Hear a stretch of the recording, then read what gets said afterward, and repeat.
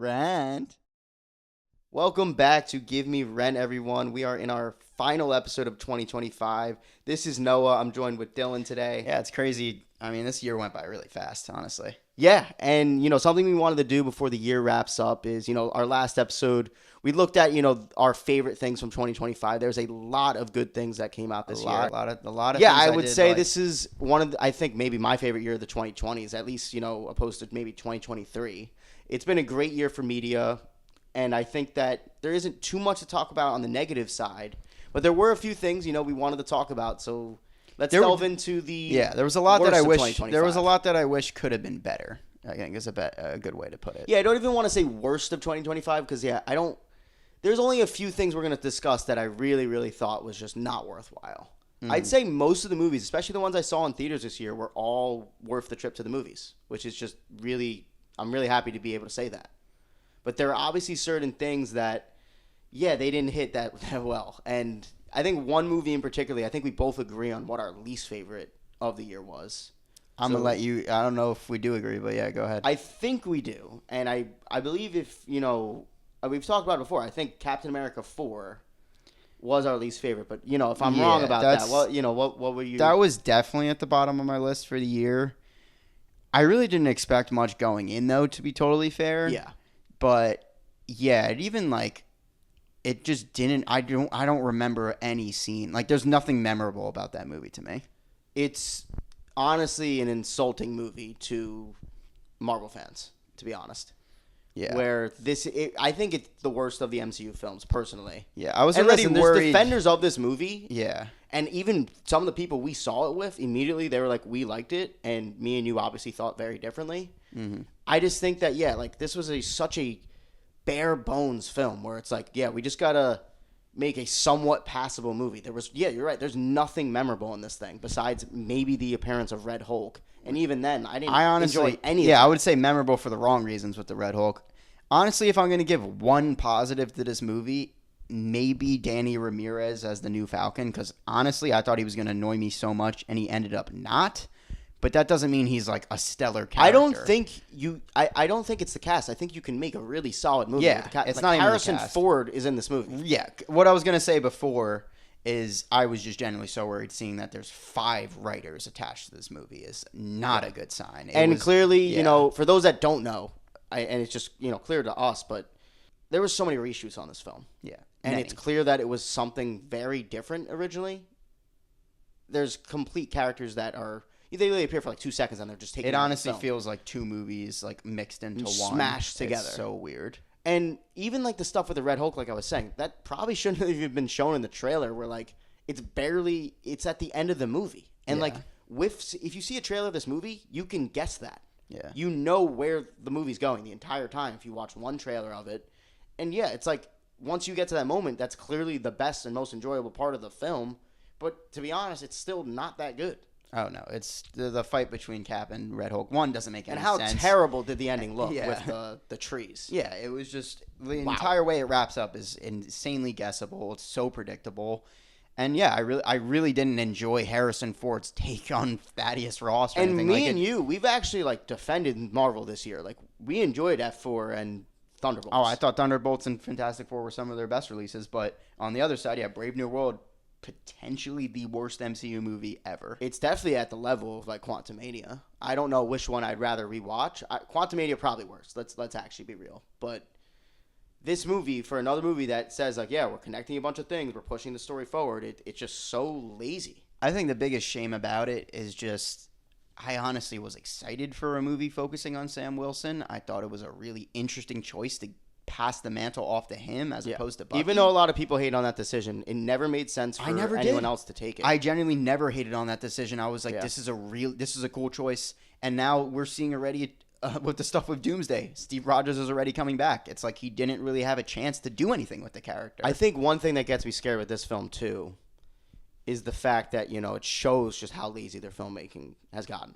The fact that they can even release this and be like, sure, it was a February release, but Black Panther came out in February. Yeah, the fact that we're still getting these, like, cookie-cutter MCU movies where it's just the same thing. Like, not even the same thing. Like, I do believe they wanted to attempt something here. Yeah. But the studio and whatever happened behind the scenes just completely cooked it.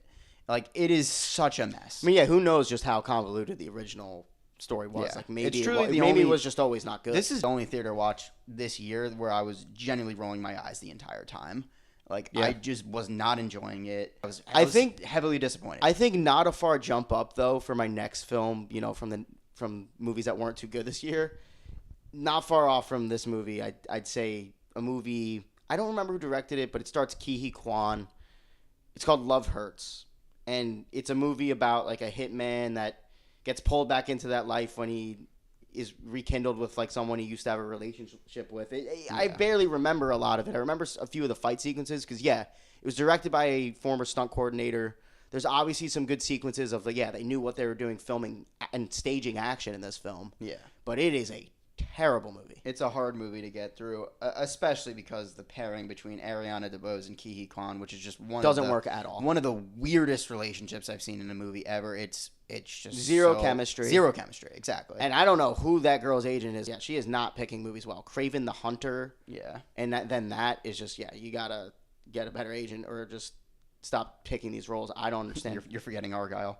But yeah. Argyle, I barely remember that movie. That's crazy. I I didn't know she was in it. I totally agree with that. But yeah, the only real positive I can give this movie is the action. Yeah, there's some well staged action. Ke Huy Quan is obviously so charming, like he just is. Like, yeah, Marshawn it's- Lynch being it, kind of fun, but watching not him really. have like a starring role was fun. Like in the beginning, I was like kind of into it because it's Key. Oh yeah, but that's the biggest letdown of it. It's like I want to see Ke Huy Quan Taking on more especially leading- since seeing his amazing performance and everything over there all at once.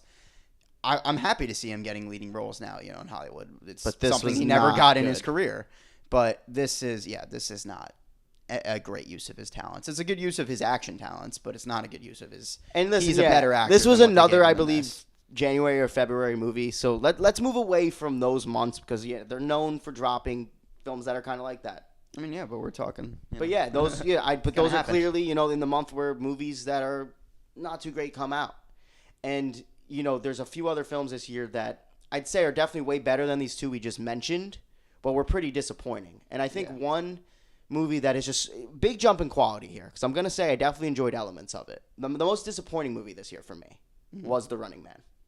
Yeah. And we're jumping far here. Listen, for listeners here, this next movie Not necessarily a bad movie. not necessarily a bad movie, but from Edgar Wright, and especially what he showed to be his passion for this project specifically, he's wanted to make this for a minute.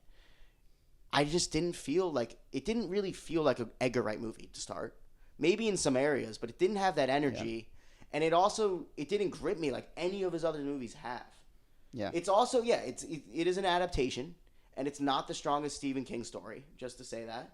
But I felt like a lot of things, like even the humor and the action that was presented in it, weren't that engaging. Yeah, I do agree. If we're on the note of most disappointing movies, that's definitely up there for me. I agree with you. I think Edgar Wright, in the past has proven, at least he's one of my favorite filmmakers, period. I think agreed. he's made maybe my favorite comedy movie of all time with Hot Fuzz. So yeah, I was expecting a lot, especially he's made a great American setting film with Baby Driver as well. So it's him taking on an adaptation of a somewhat cult classic story. There's definitely things to like in this movie. I think especially from this Arnold version to this version, you feel the scale a lot more of the story. There's some very well directed action scenes in this as well. But even some of them just felt a little off. Yeah, I do agree. Like story-wise, this was definitely lacking quite a bit, especially when you're thinking, comparing it to other Wright movies. Like he is very strong. I think mostly it was also just characterization. Like I didn't really. It's also really the world building too with that because like it just threw us into this guy's story, and I didn't really know why I should be rooting for him. Like to be honest, Glenn Powell just didn't sell that well, personally. Yeah. I was definitely excited for that collaboration, and it definitely let me down at the end of the day too. I honestly do think for me as well, another big disappointment this year, Phoenician Scheme. I really did not. I like Phoenician Scheme definitely better than The Running Man, but I will say definitely not the best Wes. I was Anderson really film. let down by it. I'm not gonna lie. And maybe I need to rewatch it. Another one with Michael Cera. Because I this is not a bad movie by any regard, but when you compare it to other Wes movies, I was a bit let down. Well, since the Grand Budapest Hotel too, he's definitely kind of He's felt like he's tried to rekindle that kind of it feels vibe like every that, yeah. time. And I just think between this and even the French Dispatch, like it's just not as intriguing. Like it just doesn't grip me as much as some of his past movies. Yeah, and I will say the characters in this one, weren't as gripping, especially when, he's done some really memorable characters. Exactly. Just a director who's very much known for that. I want to move back a little bit. Honestly, I was very excited for this movie too, but I didn't really expect it to be good. I think you know where I'm getting here. Karate Kid Legends. Oh, yeah, I did. Okay. Yeah, Karate Kid Legends, there's a lot of positives in it. I even mentioned in our last video because it was a good showcase, I guess, for Ben Wang, first off. Yeah. Who I think does have a good future ahead of him. We saw him in that and The Long Walk this year. He's good in both movies. Yeah, but, genuinely. Yeah, I think just how they produced the Karate Kid movie, it's clear that they had a set audience in mind. And that's just like... Well, I'm gonna list a lot of my disappointments in the movie. One, underutilization of Jackie Chan and Ralph Macchio. They're all over the marketing for this movie. They're barely in the movie. That's what I mean. It seems like the studio just said, make a generic Karate Kid movie, even though it has them in Two, this. The story is nothing new. Basically nothing new we've seen. Maybe with the one thing that there was one interesting about the story. The fact that he was already an experienced fighter was somewhat interesting. But they don't do much with him learning karate, anything like that. It's more the execution, too. And three, the editing on this movie was just... It was tough to get through. It was not... It's genuinely like, especially for the first half, it's genuinely like the studio was like, make it for people that watch TikTok videos, like all day. Like it was jarring, some of how they Some of the editing choices on it were just very, very peculiar. Honestly, like, I might have rolled my eyes a little bit at Karate Kid Legends, and I really, really wanted to enjoy it. You're right. Yeah, I wanted so badly to enjoy it. Another one that I wanted so badly to enjoy, Jurassic World Rebirth. Yeah. I just didn't think it was the right... Big Gareth Edwards fan. It wasn't a step in the right direction for the franchise. It wasn't really anything super I wanted new. to like it so much. Yeah, Gareth Edwards, someone who I thought was a very interesting choice. Got the original choice. Screenwriter back from the original Jurassic Park. It seems like you had the DNA to make something really, really memorable. Again, just like these other movies, the structure of the story was so bizarre. Like, we're going to introduce the main threat, the main dino in the first scene, and then you'll get hints of him, but he doesn't do anything until the third act of the movie. Yeah. It was so lazy, and also how everyone just conveniently survived it. It was just wild how I would really expect more from Gareth Edwards. That was definitely a little shocking. Last one I want to talk about, just because it's hard to tell with people if this is a good or bad movie. What even is this? The Minecraft movie. Yeah. I'm not gonna deny I don't like it. I think it's just not a good movie. But I can see why there's a huge audience for this. Obviously, Minecraft's one of the biggest games ever. But then you mesh it with kind of meme culture in a way by casting Jack Black and pretty much revolving the trailers around big memeable moments in a way where people were prepared to laugh at that stuff and quote it even before they seen the movie. So I'm not gonna sit here and say fun theater watch, but honestly, is it a good movie? Our theater experience was not good. No one was going hype because we sadly saw it on opening night, which was just a terrible decision. But I got just as a movie itself, it's just not. And it's very watchable. The director he made Nacho Libre and Napoleon Dynamite somewhat some there could have been something. There's some hints of some weird humor in it. I'm not gonna lie, even with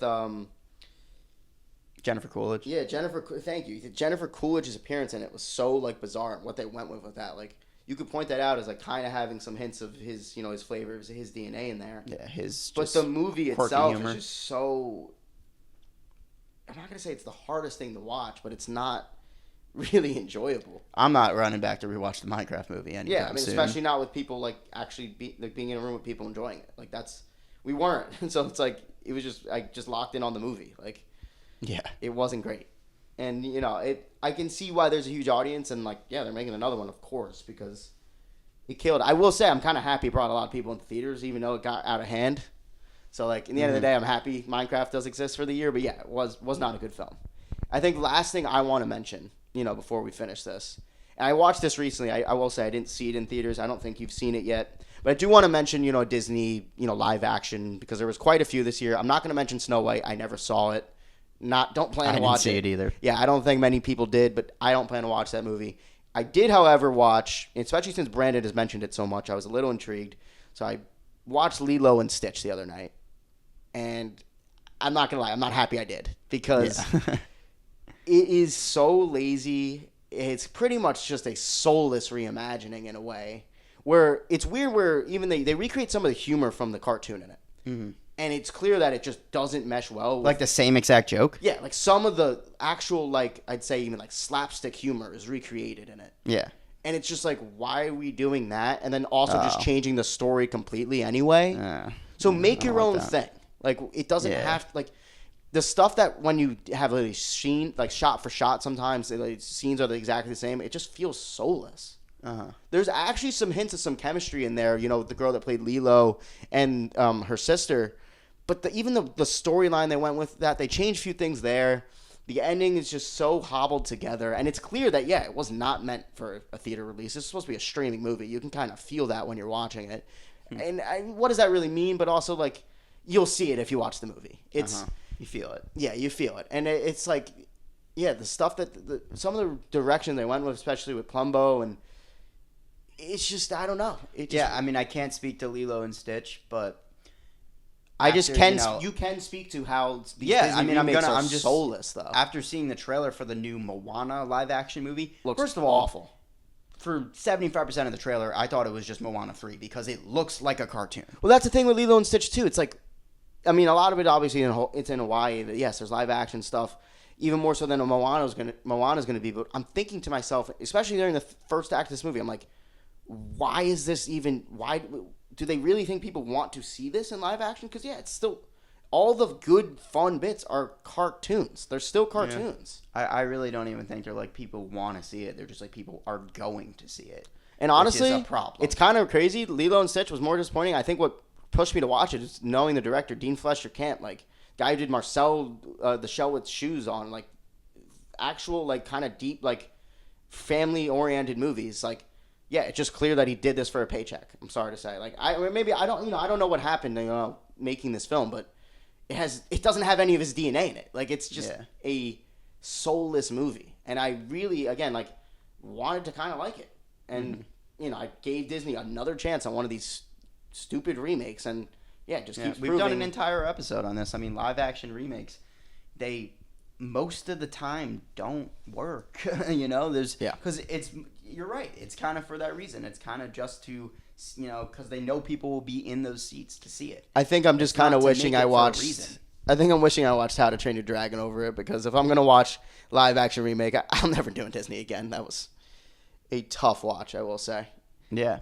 Luckily, though, we really haven't listed much movies in this video.